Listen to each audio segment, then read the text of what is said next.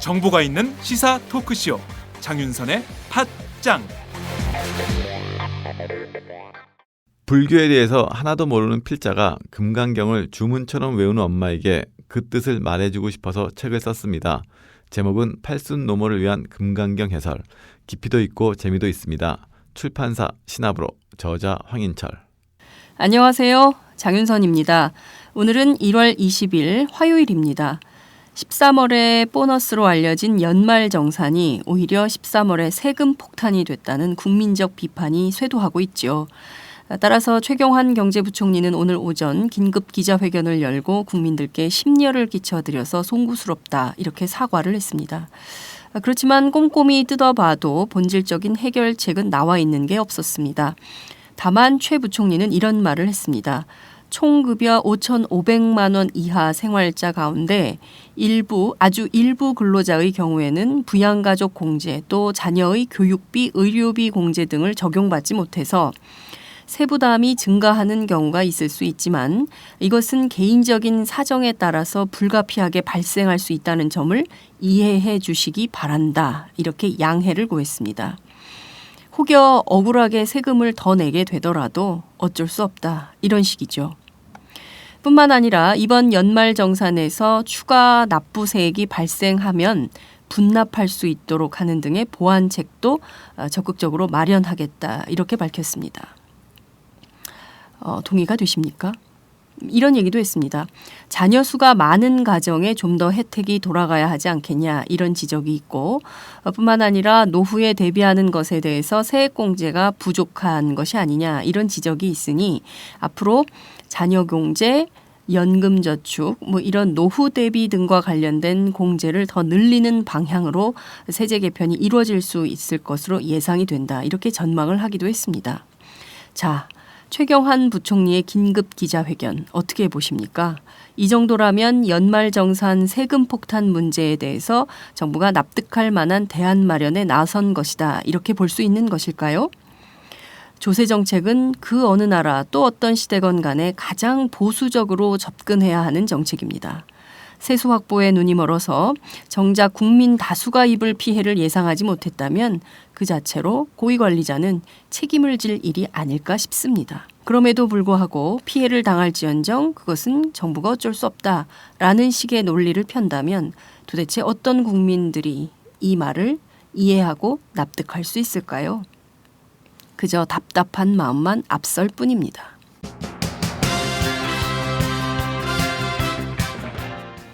오늘 팟짱은 모두 두 꼭지를 준비했습니다. 박근혜 대통령의 지지율 하락이 계속되는 양상입니다. 새누리당까지 동반 하락하는 상황인데요. 이렇게 되니까 새누리당 내부가 부글부글 끓고 있습니다. 무엇보다 기대를 모았던 국무회의에서 박근혜 대통령이 해수부 장관 등에 대한 소폭 개각을 시사해서 청와대 인적 쇄신 요구에 대해서는 응답이 없는 것이 아니냐 이런 비판이 나돌고 있습니다. 오마이뉴스 이경태 기자를 연결해서 자세한 내용을 짚어보도록 하겠습니다. 매주 화요일의 고정 코너죠. 김종철의 비언프 비즈니스 언프렌들리. 오늘은 논란이 되고 있는 연말정산 세금 폭탄론에 대해서 살펴보았습니다.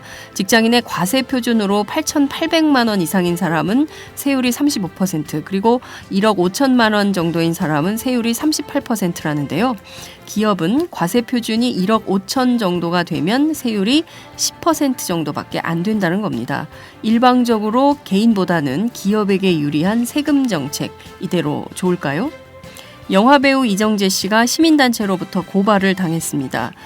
투기자본감시센터 그리고 동양피해자대책협의회가 동양그룹의 이혜경 부회장을 업무상 배임죄로 그리고 영화배우 이정재 씨를 배임 혐의로 각각 검찰에 고발을 한 것인데요. 왜 시민단체가 영화배우를 고발하게 됐는지 오마이뉴스 김종철 경제부장으로부터 자세한 내용 직접 들어보도록 하겠습니다. 팟짱 시작합니다.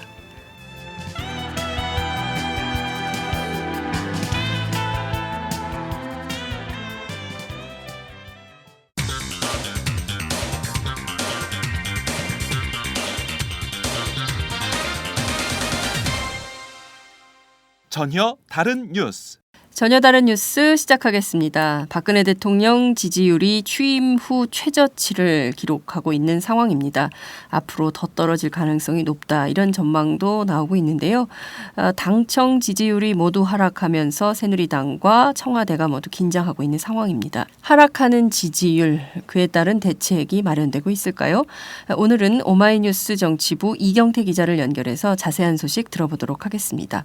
이 기자 나와 계신가요? 네, 안녕하세요. 이경태입니다. 네, 박근혜 대통령 지지율이 취임 후 최저치를 기록했다는 보도가 있군요. 네, 신년 기자회견 역풍에 수첩파동 악재까지 겹쳤죠. 네. 매주 월요일하고 금요일 리얼미터하고 한국갤럽에서 정례 여론조사를 결과를 발표하는데요. 지난 16일 한국갤럽 조사에서는 박 대통령 지지율이 35%였고요. 네. 그리고 19일 리얼미터 조사에서는 박 대통령 지지율이 39.4%였습니다. 이 네. 둘 모두가 취임 후 최저치 기록입니다. 즉 이제 박 대통령에게 빨간불이 들어왔다고 볼 수 있습니다. 한국갤럽의 경우에는 전주 대비 5%포인트까지 하락한 걸로 이렇게 조사가 됐는데요. 박 대통령 입장에서는 이렇게 지지율 하락이 국정 운영에 상당히 큰 부담이 될 수 있다 이런 생각이 좀 드는데 아무래도 김무성 대표 수첩 파문이 굉장히 큰 영향을 미쳤다. 이렇게 볼 수 있을까요? 그렇죠. 대통령이 신년 기자회견에서 김기춘 비서실장하고 문고리 3인방을 재신임하면서 네. 이게 신년 기자회견이 안 하느니만 못한 회견이 돼버렸거든요. 네. 통이란 비판이 나왔습니다. 그렇습니다. 거기에다가 이제 음종환 행정관이 청와대 행정관이 집권여당 당대표를 문건유출 배우로 지목하는 이 수첩 파동이 벌어지고 이것이 또 진실 공방으로 흐르면서 논란을 더욱 확산시켰습니다. 한국갤럽 조사를 보면요. 네. 박 대통령의 국정 수행을 부정평가한 이들 중 32%가 소통과 인사 문제를 꼽았습니다. 즉 이제 신년 기자회견에서 박 대통령이 보여준 스탠스에 실망했다는 소리거든요. 네. 여기에다가 이제 새누리당 전통적인 지지층인 대구 경북 응답자나 50대 응답자도 지지를 철회했고요. 네. 리얼미터 조사 때는 수첩 파동 역할이 좀 더 뚜렷하게 보였어요. 네네. 진실 공방이 벌어지면서 박 대통령 지지율이 다시 하락하는 게 더 강화됐어요, 추세가. 네. 이 과정에서 새누리당 지지층도 전주 대비 1.3%포인트 지지율이 하락했습니다. 네. 앞서 말씀드린 대로 새누리당과 청와대, 그러니까 박근혜 대통령과 여당이 동반 하락하는 이런 상황인데요. 이 부분에 대해서 새누리당이 그 어느 당보다 굉장히 곤혹스러운 상황이 아닌가 이런 생각이 좀 드는데 당내 분위기는 좀 어떻습니까? 네, 새누리당 지지율도 이번에 동반 하락하면서 네. 좀 당에서도 위기감이 있습니다. 그렇지만 이제 묘한 차이가 있어요. 네. 박 대통령의 지지율은 수첩 파동으로 하락 곡선을 그렸는데 네. 새누리당 지지율은 수첩 파동이 일어나고 나서 상승 곡선을 그렸거든요. 그래요. 그러니까 이번 사건에서 청와대에게 보다 큰 책임이 있다. 이렇게 보는 국민들이 많은 거죠. 네. 그러니까 청와대 행정관이 집권여당 당대표를 그렇게 문건 유출 배우로 지목한 것에 대해서 게다가 이제 한국갤럽 조사나 리얼미터 조사를 보면은 새누리당 지지율이 박 대통령 지지율을 좀 근소 하나만 앞섰습니다. 네. 이게 단순 비교할 수 없는 잣대이긴 한데 네네. 그동안 이제 박 대통령 지지율은 항상 당의 지지율보다 높았거든요. 그렇죠. 견고했죠. 그래서 이제 이런 변화가 좀 기존에 있었던 수직적 당청 관계에서 변화가 나올 수 있다. 이렇게 보여요. 네. 그래서 이제 비박 측은 나를 세우고 있습니다. 김성태 의원 같은 경우에는 당을 대통령 만드는 도구로 생각하면 안 된다. 하면서 연일 이제 청와대에 대해서 이제 비판을 가하고 있고요. 네. 친박 측도 방어에 열심히 나섰는데 분위기가 좀 이상해졌어요. 친박계 의원들도 김기춘 비서실장을 포함한 인적 쇄신을 주장하고 있습니다. 어떤 분들이 그렇습니까?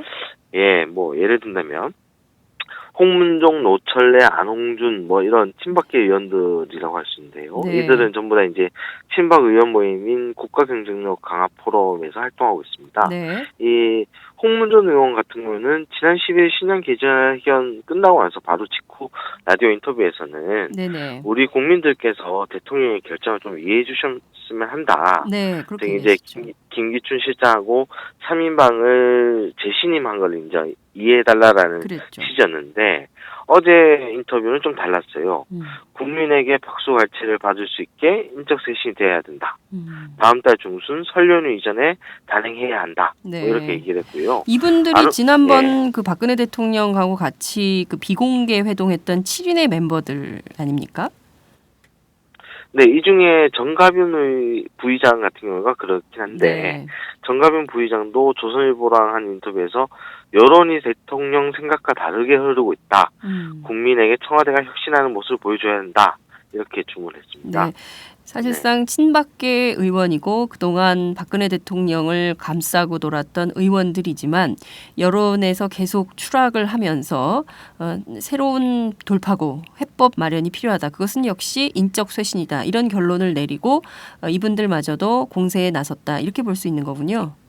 네, 앞서 말했듯이 이제 뭐 이게 일반적 여론조사 그 수치가 중요한 게 아니라 네. 그 여론조사의 내용이 중요한 건데 네. 문제는 대구 경북 새누리당의 텃밭이죠. 그렇습니다. 그리고 5, 60대 이게 보수 성향이 강한 분들입니다. 네. 이분들이 등을 돌리고 있다. 네. 이거는 굉장히 여권에서는 좀 비상사항이긴 해요. 그렇습니다. 이제 4.29 재보궐선거도 있고 여러 가지 정치적 평가를 받을 지점들이 남아 있는 상황인데 네. 벌써부터 이제 당을 버티게 해줬던 그 핵심 지지층들이 뭔가 문제가 있다 이런 얘기를 하기 시작한다는 거는 좀 위기감이 고조될 수밖에 없는 거죠. 네, 말씀하신 대로 대구 경북 지역 박근혜 대통령의 정치적 고향 텃밭이라고 할 수 있는 곳이고 말씀하신 대로 50대는 굉장히 중요한 박근혜 대통령 지지의 핵심 블록이었는데 여기에서 지지 철회를 선언하기 시작했다는 것은 언제 갑자기 이 모든 것들이 한순간에 와르르 무너질지 모른다. 이런 위기감이 굉장히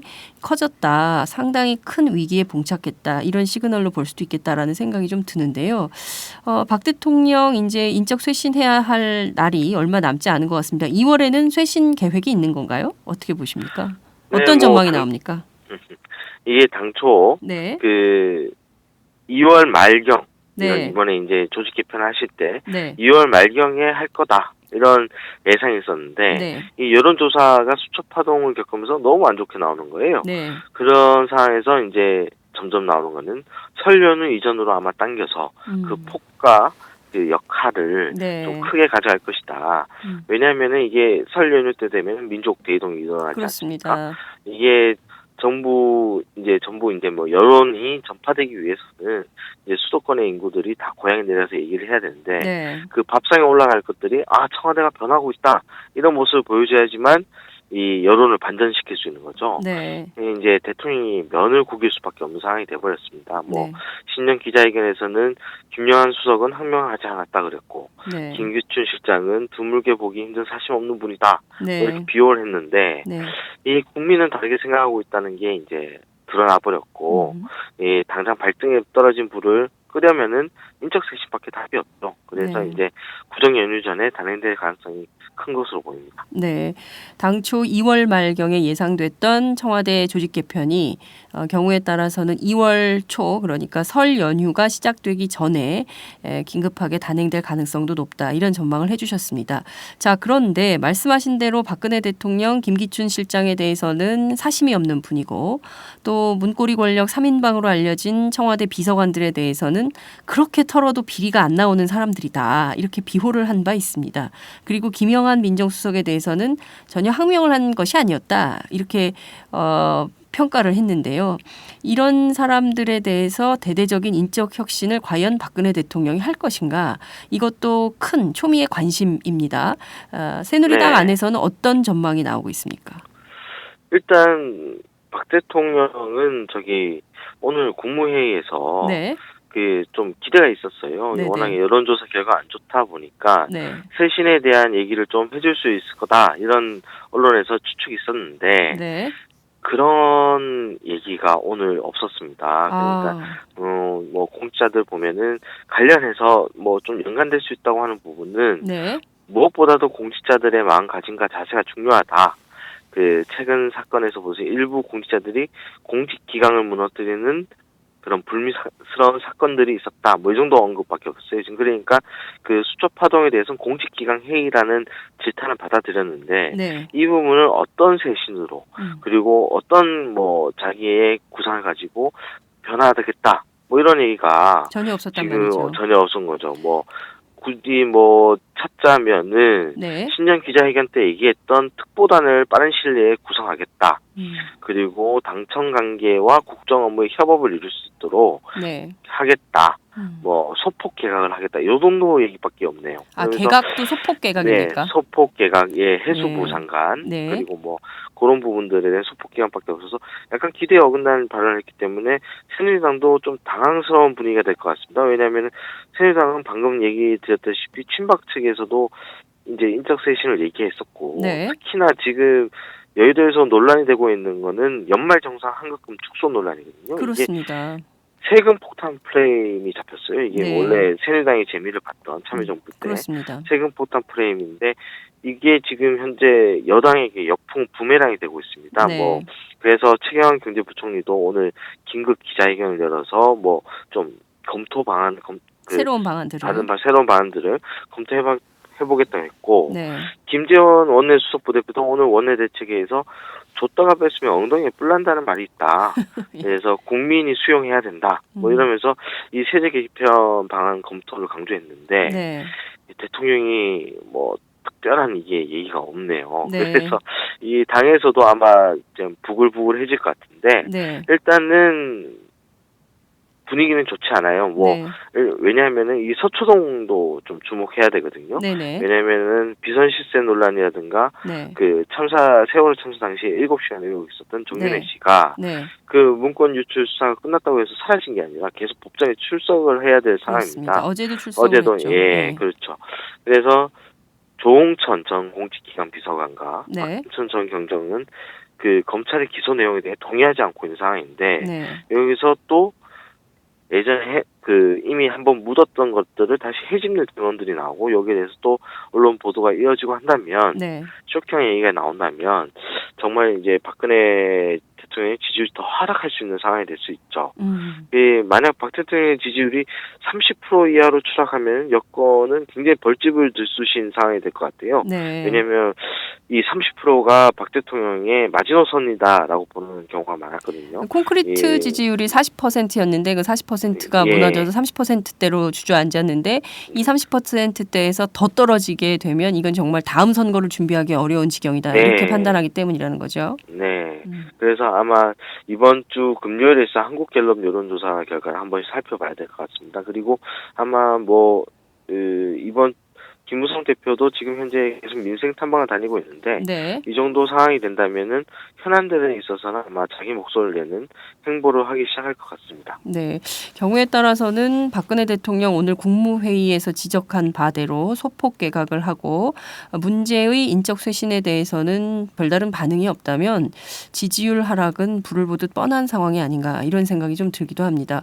그나저나 국무회의를 통해서 상당한 내용이 있을 것으로 기대와 전망이 있었는데 결과적으로 이번 국무회의에서도 큰 소득이 없었다. 이렇게 볼 수 있겠네요.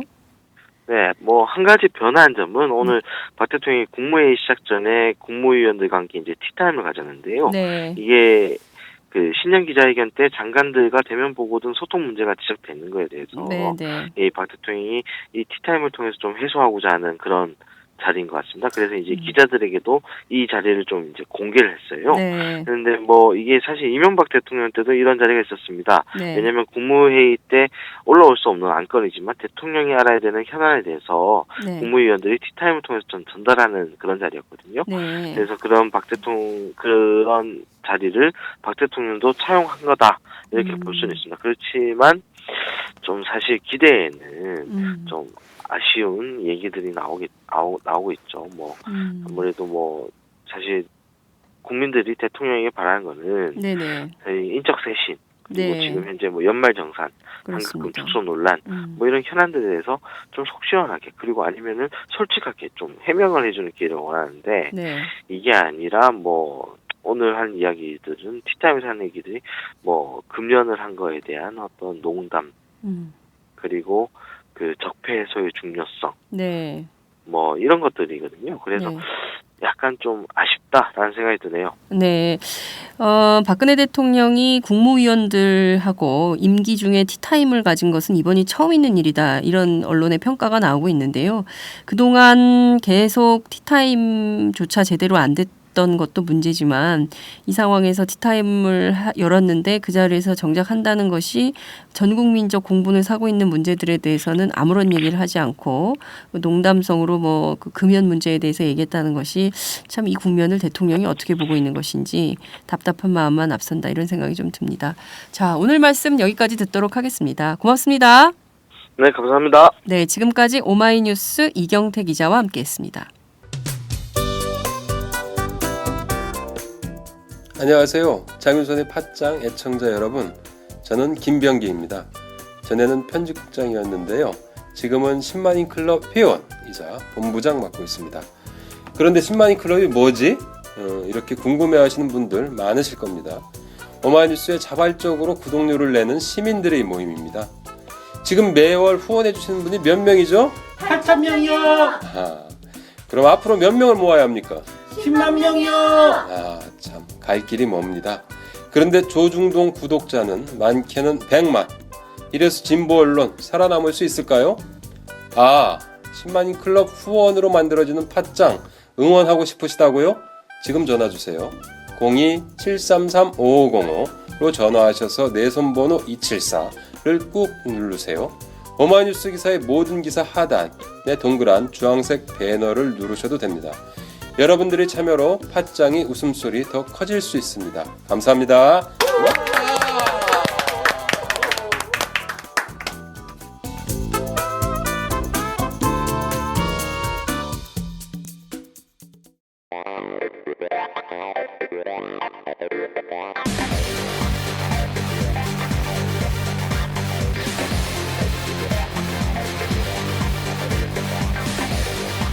정보가 있는 시사 토크쇼 장윤선의 팟짱.